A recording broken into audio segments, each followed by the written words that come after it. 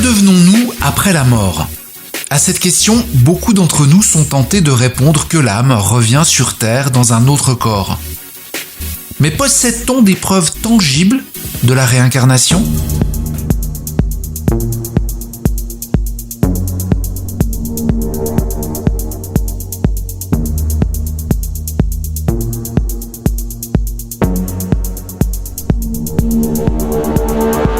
C'est sur les hauteurs dominant le village turc de Ankagiz que le petit Engin Sungur se tourne vers ses parents qui l'accompagnent et leur dit « C'est le village où nous habitions avant ». Engin a l'air sûr de lui, mais pourtant, depuis sa naissance, 2 ans auparavant, il a toujours habité à Tavla, à environ 4 km de Ankagiz, et n'a jamais mis les pieds à cet endroit. La famille Sungur est musulmane alévi. Ils croient en la réincarnation. Ils réagissent donc avec curiosité à la déclaration de leur fils qui est en train de leur révéler qu'il habitait Ankagiz au cours d'une vie passée. Vu l'accueil réservé à ses propos, Engin déclare être Naïf Sisek et se met à leur parler d'événements survenus durant sa vie antérieure.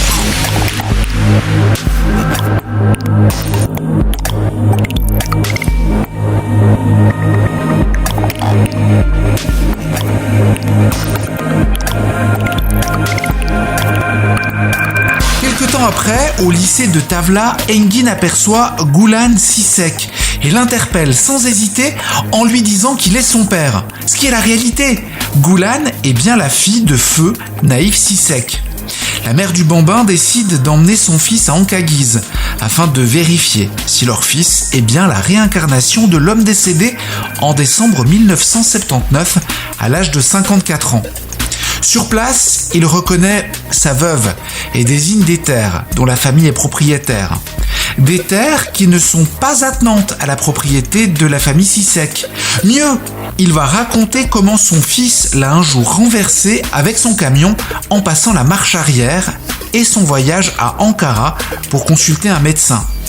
Pour rappel, Naïf est mort en décembre 1979 et Engin, lui, est né le 8 octobre 1982.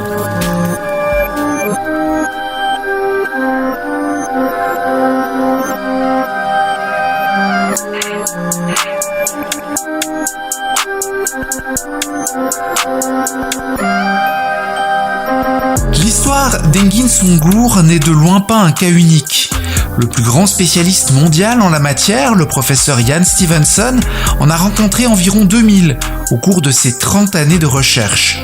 Dans son livre « 20 cas suggérant la réincarnation » paru aux éditions Sand, le professeur Stevenson, qui enseignait la psychiatrie à l'université de Virginie aux États-Unis, souligne que les témoignages de réincarnation sont beaucoup plus nombreux en Asie, en Afrique de l'Ouest et dans les tribus indiennes d'Amérique du Nord, des peuples qui sont plus ouverts à la réincarnation.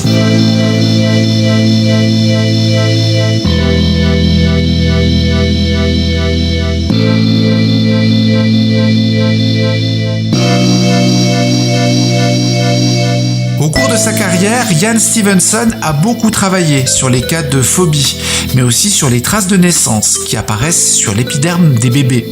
Il a pu affirmer qu'un tiers des enfants disant se souvenir d'une vie antérieure étaient porteurs de traces de naissance et affirmait qu'il s'agissait de blessures de leur vie précédente.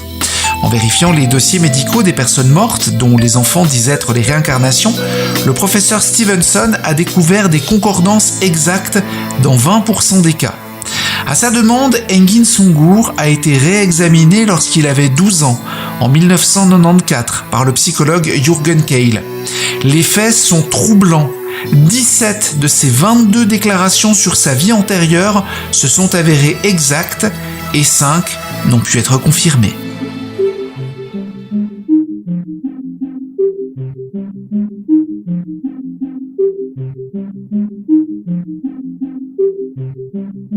Divers éléments sont habituellement présentés comme preuve de vie antérieure, notamment le phénomène du déjà-vu, ou cet étrange sentiment de revivre une scène pour la seconde fois.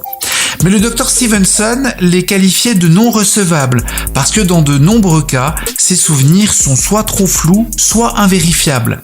Et même lorsque des détails précis peuvent être confirmés par la suite, une coïncidence ne peut pas être exclue.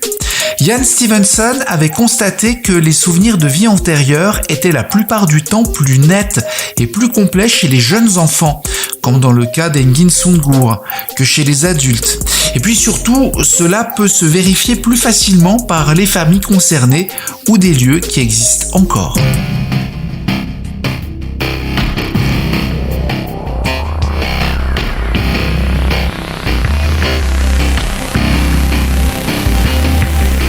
Les jeunes enfants commencent à raconter leur vie antérieure entre 2 et 4 ans, au moment où ils savent s'exprimer de façon plus fluide. Vers 6 ou 7 ans, ces souvenirs s'estompent. La mémoire des vies antérieures s'accompagne aussi de gestes et de façons de parler qui correspondent à la personnalité d'avant. La veuve de Naïf avait non seulement remarqué que le petit Engin s'exprimait et se comportait comme un adulte lorsqu'il évoquait ses souvenirs, mais surtout il ponctuait ses propos de gestes de la main qui lui rappelaient son défunt mari.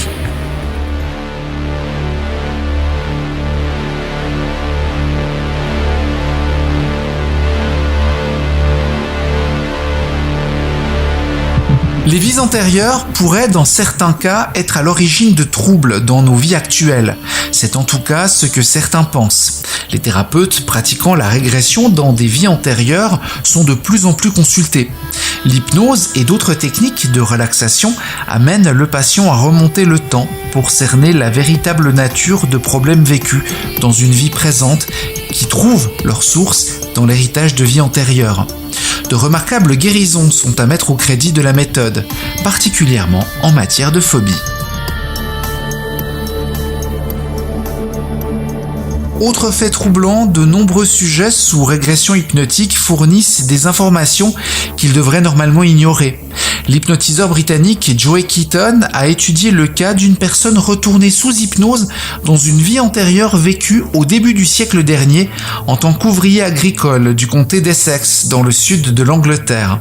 L'hypnotiseur demande à son patient de revenir jusqu'à l'âge de 4 ans, soit à la date du 22 avril 1884, et d'un air terrifié, ce dernier lui déclara que la maison tremblait et que les assiettes tombaient des étagères.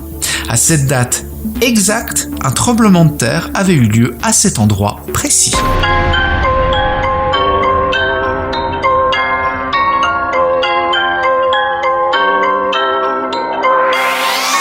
Les sceptiques recherchent l'explication ailleurs, dans des phénomènes mieux connus. Selon certains parapsychologues, ce type d'information peut être obtenu par une forme de perception extrasensorielle. Le rappel d'une vie antérieure s'effectuerait par intrusion télépathique dans la vie de quelqu'un d'autre. Mais bien que cette interprétation soulève plus de mystères qu'elle n'en résout, la thèse n'explique pas pourquoi la grande majorité des gens arrivant à se brancher sur des vies antérieures ne présentent aucune autre faculté extrasensorielle.